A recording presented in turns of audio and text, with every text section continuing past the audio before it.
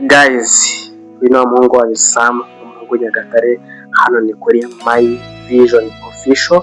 Reba ko wakoze subscribe kugira ngo dukomeze. No kuvuga ngo nje kubaza ikibazo ariko tunakiganireho. Kubera iki umukire aba yifuza yuko amafaranga yaguha atagira ikintu akumarira? Ijambo advance murayizi? Advance cyangwa se avance. Iyo ukorera umuntu, reka nanga wenda urugero ku bantu wenda muri company, hari company ariko company zitanga avance, kavuga ati wenda ubuyobozi yishyurwa ku kwezi ariko ndabona bigeze ku itariki 15 nyine kimwe cya kabiri cy'ukwezi bumayeho igice. Umukire kubera ayo mafaranga yaguha byihuse kurusha kwishyura y'ukwezi. Uzi ko amafaranga y'ukwezi atinda kukwishyura, ariko iyo umubwiye ati bumayeho make hari utubazo dufite akatugu, ni ukubera iki? Rero namaze kuba navumbura ibanga. Ndakubaza urambwira muri comment, ariko mvumbura ibanga. Ni ukuvuga ngo umukire kwa kundi iyo ukwezi kwawe kwarangiye agatinda kukwishyura, si uko aba adafite amafaranga, ahubwo mu biganiro byatambutse ngira ngo mwarabikurikiye. Twavuze ngo amabanga y'abakire batajya batubwira iyo ukwezi kurangiye, mbere yo kwishyura ibindi byose fagitire zose arabanza akiyishyura akihemba. Iyo yihembye rero akabona amafaranga yihembye, akareba hasigaye iki n'iki, ahita avuga ati reka aya ngaba hari umukozi ntabwo ari bugiye gute, ari bukire kuri pressure cyane.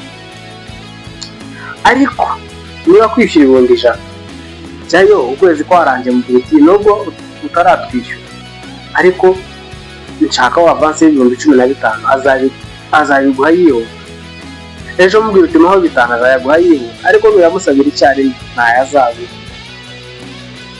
Abashaka kugira ngo yamareyo ntagire ikintu akumarira, ejo n'ejo bundi uzaguma umukorera umubere umugaragu. Abashaka ngo ugume umukorere nyine kubera ko amafaranga ukwezi kwarangiye atinze kwishyura umwatsa avance, mu gihe iyo arimo kuguha make azajya kuguha hasigaye $50,000 ayaguhe nta kintu yakumarira. Niba ukorera $80,000 ukavuga uti nzaza mbika $50,000 buri kwezi nsigarane $30,000, none ya $30,000 akaba yaguhaye mu byiciro ukayakoresha ibindi tubazo kuguraho ibiryo, kuguraho icyo kunywa, kuguraho amavuta. N'umusore nyine hari ukuntu uvuga uti nyine reka nige, kandi ubwo nyine uba wibabaje nyine $30,000 nta kintu yakumarira, ariko nyine uravuga uti pfa kuyama hasigaye $50,000 wayasevinga gute? Umukire impamvu aguha avance kurusha, nyine avance ayiguha byihuta kurusha uko yaguha salary cyangwa se umushahara. Ibi bintu byo kubabwira bimbaho. Ukwezi kurarangira wenda nafite amafaranga yo kwishyura inzu, wenda y'inzu yaje abwira boss se ukwezi ko kwarangiye kutatwishyura, ntabwo aba ari njye nyine ni twese, cyangwa twese batwishyura kuri banki nyine ugategereza message, ariko nyirinzu akavuga ati nshaka amafaranga yanjye.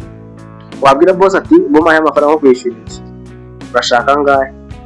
Ayo umubwira arayaguha kereka iyo yavuze yose uko ari yose nyine umushahara wawe, ntabwo ahubwo mubwire make arayaguha. Hongera iminsi 3 atarabishyura, uwo musore ushaka kugira ngo nawe ujye kureba uburyo wakwigira neza byo kunywamo kamwe, akagira gute akaguha akayaguha, niba ari 5 niba ari 10. Ariko nyine kubera ko twebwe twamaze kubamenya, sinshobora nashaka ukwezi kurangire amara ibyumweru bitaratwishyura, n'ubu nabari no gusakira mu kundi kwezi, sinshobora. Kwaka avance ibyo bintu birimo kudukoresha amakosa, bigatuma tutagera ku ntego zacu. Tekereza ukorera umukire, ufite gano kuvuga ati nje nshaka $500 by'amanyarwanda, $500 mwaye ni $300 wenda mwaye sinzi niba, ariko ubwo nyine reka tubifate gutyo ari $300. Ushaka $500, ufite ahantu wenda ubika wenda $50,000 ya buri kwezi, niba ukorera 80 cyangwa se 100 byaterwa, kuko bavuga yuko ngo amafaranga afite akamaro ni ayandi uyizigama kurusha ayo ukorera. Ntabwo nshaka kumenya ko ukorera 80, nshaka kumenya ayo ubika. Rimwe na rimwe uzabika amafaranga yawe umuntu azajya kureba gute n'ubundi iyo yakorera ubusa nta kintu agira, ariko ni wowe uzi icyerekezo yari umuntu mukuru.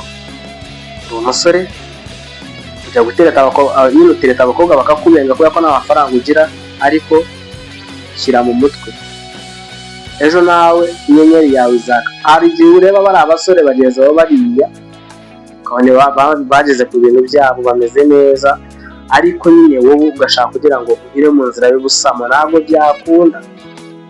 Inzira y'ubusamo rwa kundi ushaka kugira ngo hagire nyine urugwego usimbuka. Oya, ubukire sindaba umukire, ariko ngeranje n'ukuntu nyine njamura n'abantu benshi tuganira bakubwira ko ubukire ari ukuzamuka urwego gutya bakugeze ku gasongero. Rero hari ushaka kuvuga ngo ahita yikubita mu bintu, ntabwo byakunda. Ayo mafaranga ahita agenda. N'amazi bamwe turashora tugahoma, kuko nababwiye story yanje.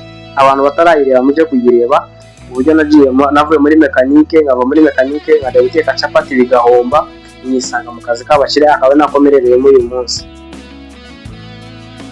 So sinshaka ku kiganiro kiba kirekire, ariko anizeye ko hari ikintu wakuyemo.